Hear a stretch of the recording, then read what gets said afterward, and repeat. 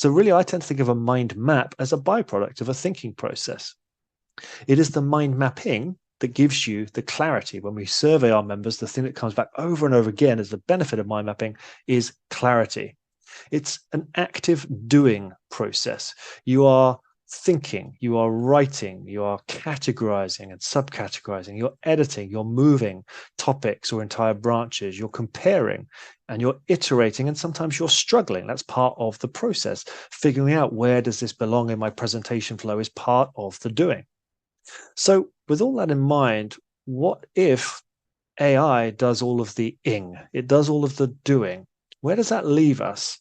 So I think, yes, you might get a mind map, which, by the way, is still unlikely to be a required output. Very few people are going to ask you for a mind map as an output.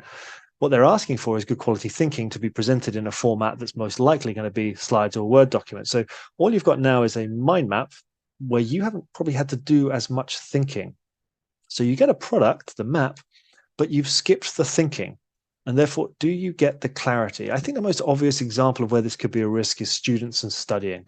Create a mind map of a topic. It's the same as sort of creating an AI essay. If you haven't had to do the thinking, you're not really taking that information on board. And I think there's a real risk that could apply in all sorts of things. So I think caution is required on that. We've got to be careful that the mind mapping, the process of mapping, is not sort of ignored because we can just generate a map very easily.